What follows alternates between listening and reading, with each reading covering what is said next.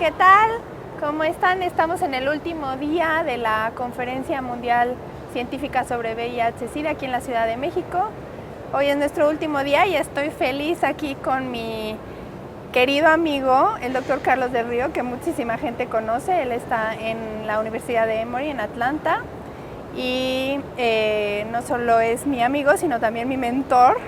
Y estoy muy emocionada de presentar a ustedes sobre la conferencia. El día de hoy tuvimos una plenaria muy emocionante, fueron 3 pláticas muy buenas y quisiera que nos dijera el doctor del Río qué piensa o cuál es el resumen más importante sobre estas plenarias. Hola Brenda, yo creo que esta fue quizás una de las mejores plenarias en una conferencia internacional que yo he asistido. Las 3 pláticas fueron excelentes. Sí.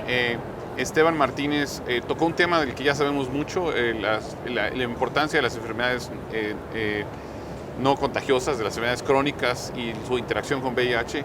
Y creo que nos recuerda 2 aspectos muy importantes.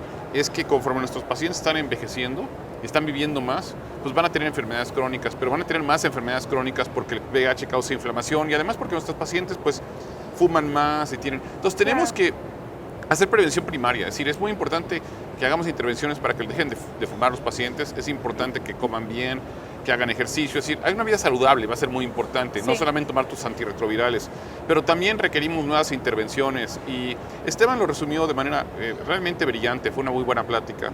Tuvimos la segunda plática que dio Sherry Kelly sobre el financiamiento y luego esas pláticas de financiamiento son un tanto tediosas y Kelly fue estupenda porque lo empezó hablando desde un punto personal. Todos tenemos problemas, todos tenemos que mirar nuestras finanzas, todos tenemos cierto dinero y tenemos que decidir qué vamos a hacer con él. Y lo mismo pasa con los países y lo mismo pasa con los gobiernos. No tienes los recursos para hacer todo lo que quisieras, pero tienes que decidir qué vas a hacer. Y al decidir qué vas a hacer, lo tienes que hacer de una manera informada. Y creo que lo más importante, para mí el mensaje más importante de su plática, es que el decidir implica no hacer algo para hacer otra cosa. Exacto. Y lo más difícil es decidir qué no vas a hacer.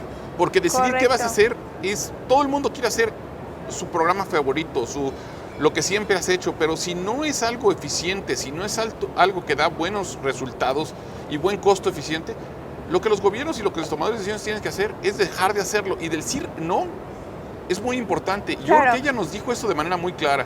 Sí, yo creo que necesitamos como ver esta abordaje como más global, es decir, con más miras o con más visión a largo plazo. Y me parece que esto es un mensaje súper importante para países como el nuestro. Pues sobre todo para todos los países, porque los recursos no son ilimitados. ¿No? Y entonces, ¿cómo mejor la utilización eficaz y eficiente de los recursos? Sí, inteligente, claro. Es fundamental y eso tiene que ser informada con la ciencia y con análisis como los que ellos están haciendo en su grupo de la Universidad de Burnet en Australia, están haciendo un trabajo muy bueno. Claro. La tercera plática de infección aguda, pues para mí fue también muy importante porque debemos de diagnosticar más gente en infección aguda, debemos de poder, prevenir la infección aguda. Si los pacientes estuvieran en tratamiento, estuvieran en PrEP, no veríamos infección aguda. Yo sigo viendo infección aguda y me da mucha tristeza cuando lo veo. Y hoy en día vemos infecciones agudas en gente joven y hay que diagnosticarlos a tiempo y iniciarlos en tratamiento en ese momento. Pero caray, cada vez que veamos una infección aguda, y creo que lo que faltó hoy en la mañana es que una infección aguda...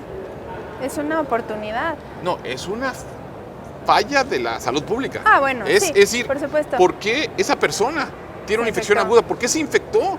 Y eso es una falla de la salud pública. Y hoy en día debemos de analizar toda infección aguda preguntándole a la persona, ¿qué pasó? Yo me acuerdo, hace poco tuve un muchachito joven, 19, 20 años, con infección aguda y le pregunté, bueno, ¿que nunca habías oído de PrEP?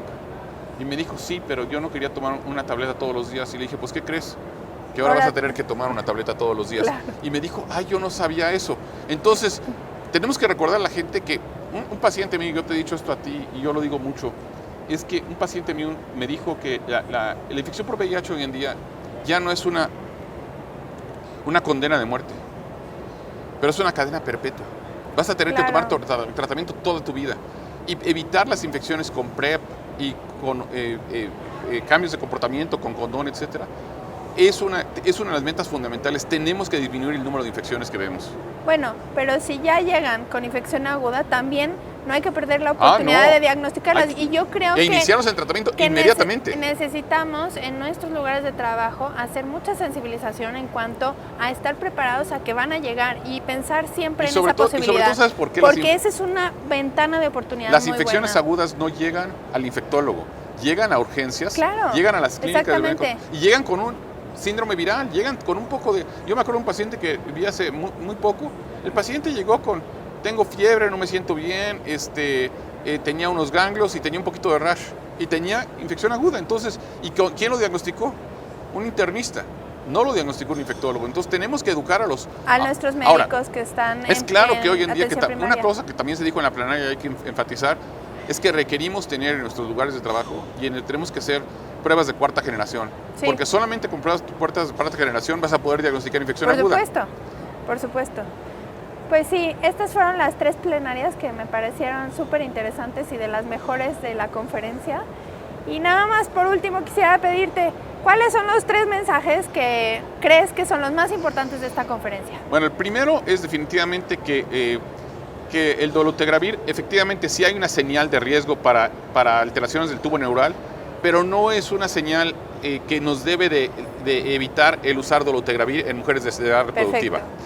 Y creo que una cosa que yo diría es que también tendríamos que asegurarnos que toda mujer de edad reproductiva que esté empezando antirretrovirales debería iniciar también suplementos de folato. Y sobre todo en países donde no hay fortificación de la harina, que es en la mayor parte del mundo.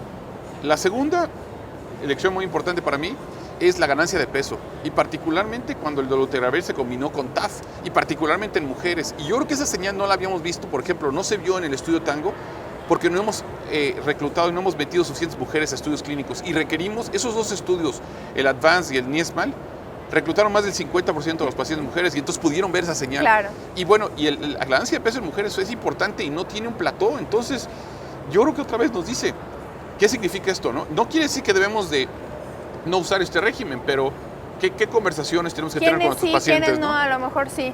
Y bueno, el tercer mensaje para mí muy importante es cómo estamos viendo distintas estrategias nuevas para PrEP y me interesa mucho, por ejemplo, el islatravir y otras nuevas estrategias para PrEP de larga acción y de nuevos modelos de dar PrEP, como por ejemplo implantes subcutáneos y cosas nuevas. Yo creo que la ciencia sigue avanzando y lo que yo salgo de esta conferencia con un gran optimismo.